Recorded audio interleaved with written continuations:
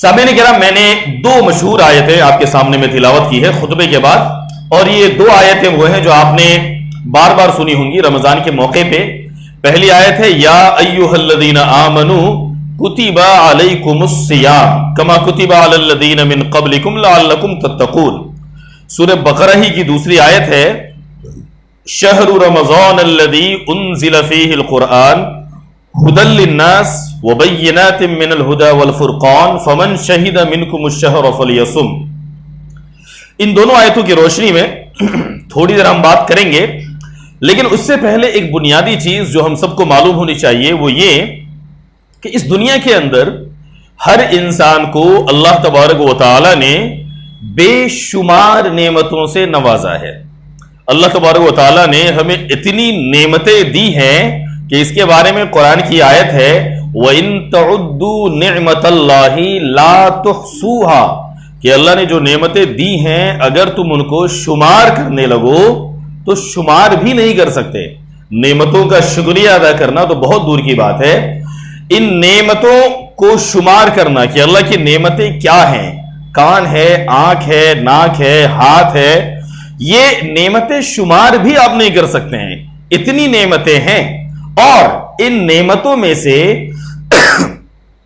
ہر ایک نعمت ایسی ہے کہ اگر اللہ تبارک و تعالی وہ نعمت لے لے تو پوری دنیا کی طاقت، پوری دنیا کی دولت بھی اگر آپ اکٹھی کر لیں تو وہ نعمت آپ کو نہیں مل سکتی ہے۔ آنکھ ہے، اگر کسی کی آنکھ نہیں ہے، چلی گئی، اب وہ کچھ بھی کر لے، ساری کی ساری دولتیں وہ اکٹھی کر لے، وہ دوبارہ آنکھ حاصل نہیں کر سکتا ہے۔ ہاتھ ہے، پیر ہے، ساری کی ساری نعمتیں ایسی ہیں کہ انسان خود سے اس کو خرید نہیں سکتا ہے۔ اور انتہائی تعجب کی بات یہ ہے کہ یہ ساری نعمتیں جو پرائس لیس ہیں، جن کی کوئی قیمت نہیں لگا سکتا ہے، ہمیں ملی ہے بغیر کسی محنت کے۔ ہم نے ان نعمتوں کے لیے کوئی محنت نہیں کی، ان نعمتوں کے حاصل کرنے کے لیے کوئی بھاگ دوڑ نہیں کی، کوئی پیسہ یا دولت نہیں لگایا۔ یہ ساری نعمتیں اللہ تبارک و تعالی نے بغیر کسی محنت کے ہمیں دی ہے۔ اور ان نعمتوں میں سے ایک نعمت جس کا میں خاص طور سے میں تذکرہ کروں گا ابھی، وہ ہم میں سے ہر ایک کو حاصل ہے، چاہے وہ بچہ ہو یا بوڑھا ہو، امیر ہو یا غریب، عالم ہو یا جاہل، ہر ایک کو یہ نعمت حاصل ہے۔ اور یہ نعمت کیا ہے؟ یہ نعمت ہے زندگی۔ زندگی ہم میں سے ہر ایک کو ملتی ہے اور ہر ایک کو حاصل ہوتی ہے۔ اس زندگی کے بارے میں دو چیزیں انتہائی عجیب ہیں۔ وہ دو باتیں کیا ہیں؟ پہلی بات یہ ہے کہ یہ زندگی ہمیں صرف ایک بار ملتی ہے۔ جب ہم اس دنیا میں آتے ہیں تو یہ زندگی صرف ایک بار ملتی ہے، پہلی بار اور آخری بار۔ یہ زندگی کسی کو دو بار نہیں ملتی ہے۔ اس دنیا کے اندر کسی کو دنیا میں اگر کوئی ناکام ہوتا ہے، کوئی فیل ہو جائے، ناکام ہو جائے، کوئی موقع تھا اس کے پاس وہ کھو جائے، وہ لوز ہو جائے، تو اس کو موقع بار بار ملتا ہے۔ بہت سے ایسے لوگ ہیں جو ایک بار ناکام ہوتے ہیں، دوبارہ کوشش کرنے کے لیے ان کو چانس ملتا ہے۔ لیکن زندگی کا معاملہ یہ ہے کہ اس دنیا کے اندر یہ زندگی ہمیں صرف ایک بار ملتی ہے، پہلی بار اور آخری بار۔ یہ زندگی دوبارہ نہیں ملے گی کسی کو اس دنیا کے اندر، یہ پہلی حقیقت ہے۔ دوسری حقیقت یہ ہے کہ یہ زندگی وقت کے ساتھ ساتھ انتہائی تیز رفتار میں گھٹتی رہتی ہے۔ اللہ تبارک و تعالی نے زندگی کے جو لمحات ہمیں دیے ہیں، اللہ تبارک و تعالی نے ہماری زندگیوں میں جتنے سال، جتنے مہینے، جتنے دن دے کر ہمیں یہاں بھیجا ہے، ہر روز، ہر لمحہ، ہر سیکنڈ وہ زندگی گھٹتی جا رہی ہے، ختم ہوتی جا رہی ہے، اور وہ زندگی بڑھ نہیں رہی ہے۔ یہی وجہ ہے کہ جو لوگ اپنا برتھ ڈے مناتے ہیں تو ان کو بسا اوقات یاد دلایا جاتا ہے کہ برتھ ڈے میں جہاں آپ کو ایک چانس ملا ہے، وہیں آپ یہ بھی یاد رکھیں کہ آپ کا وقت بہت تیزی سے گزر رہا ہے اور آپ جو ہے اپنے انتہا، اپنے اینڈ کی طرف بہت تیزی میں آپ دوڑ رہے ہیں۔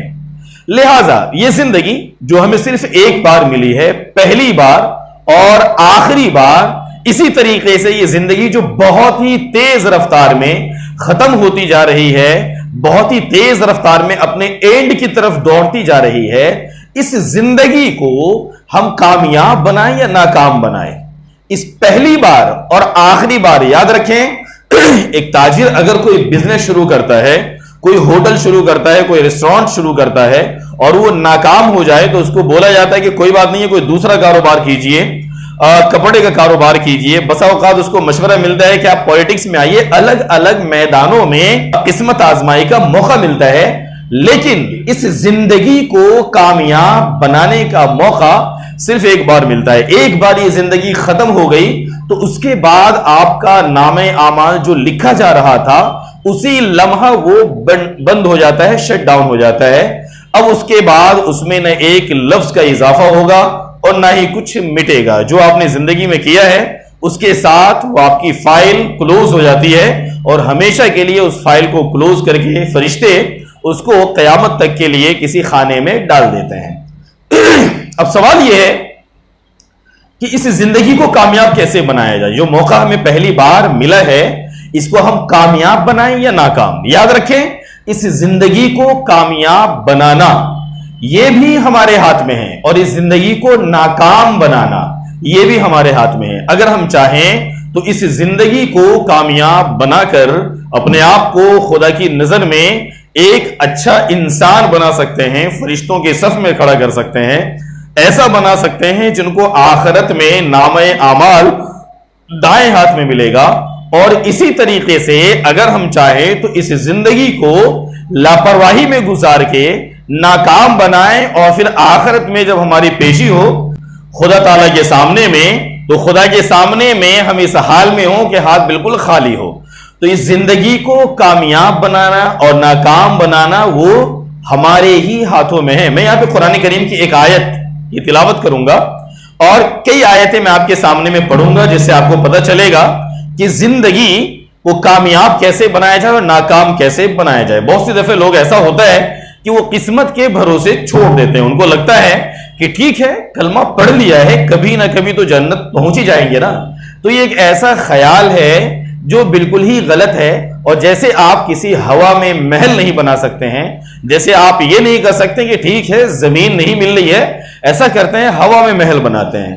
سب کی دکان انڈالی مارکیٹ میں ہوگی، زمین میں ہوگی، ہم اپنی دکان ہوا میں بناتے ہیں. تو جیسے یہ ایک ہوائی خیال ہے، اس کا سچائی سے کچھ لینا دینا نہیں. ایسے ہی عمل کے بغیر اگر ہم یہ خواب دیکھ رہے ہیں کہ عمل کیے بغیر، کام کیے بغیر، محنت کیے بغیر ہمیں کامیابی مل جائے اور ہم آخرت میں جنت ہمارے حصے میں آئے، تو یہ بھی ایک ایسا خیال ہے جو بس ہوائی خیال ہے اور ہوا میں محل بنانے کی طرح ہے. ایک آیت ہے جس میں اللہ تبارک و تعالیٰ نے کہا ہے والشمس وضحاها والقمر اذا تلاها. جب اس سورت کو آپ پڑھیں گے تو ایک آیت آئے گی فَأَلْهَمَهَا فُجُورَهَا وَتَقْوَاهَا. آپ نے اس آیت کو سنا بھی ہوگا. اس میں یہ ہے کہ جب اللہ تبارک و تعالیٰ نے ہمیں دنیا میں بھیجا تو دنیا میں بھیجنے کے بعد ہمارے اندر، ہمارے نفس میں دونوں طریقوں سے واقفیت، فَأَلْهَمَهَا فُجُورَهَا، گناہ کا راستہ وہ بھی ہمارے اندر رکھا، اور فجورہا و تقواہا، اور گناہ سے بچا کیسے جائے اس کا بھی ہمارے اندر جو ہے اللہ تبارک و تعالیٰ نے شعور پیدا کر دیا. اب یہ ہمارے اوپر ہے، ہم اگر چاہیں کہ ہم کامیاب بنیں تو ہمیں فَأَلْهَمَهَا فُجُورَهَا وَتَقْوَاهَا، تقوی کا راستہ اختیار کرنا ہوگا. اور اگر ہم نے فجور، جو دوسرا طریقہ ہمیں بتایا گیا ہے فَأَلْهَمَهَا فُجُورَهَا، اگر ہم نے لاپرواہی کی اور فسق و فجور والا طریقہ اپنایا تو پھر ہمارے حصے میں ناکامی آئے گی اور اس کے علاوہ کچھ نہیں ہے. ایک دوسری آیت جو اس خیال کے سپورٹ میں آپ کے سامنے میں پڑھ رہا ہوں، میں نے آپ سے کہا کہ اگر عمل کے بغیر ہم سیدھا بیٹھ کر خواب دیکھ رہے ہیں کہ عمل کیے بغیر کامیابی مل جائے اور ہمیں جنت مل جائے تو یہ ایک خواب ہے. اس کی ایک سمپل سی آیت، بہت ہی واضح آیت، اور اس آیت کو بھی آپ نے بار بار سنا ہوگا. آیت ہے وَأَن لَيْسَ لِلْإِنسَانِ إِلَّا مَا سَعَى. اس کا سیدھا سا ترجمہ یہ ہے کہ انسان کو صرف اتنا ہی ملتا ہے جتنی اس نے کوشش کی ہے. اگر ہم نے کوشش نہیں کی تو پھر ہمیں آخرت میں کچھ نہیں ملے گا. یہ قرآنی کانسیپٹ ہے.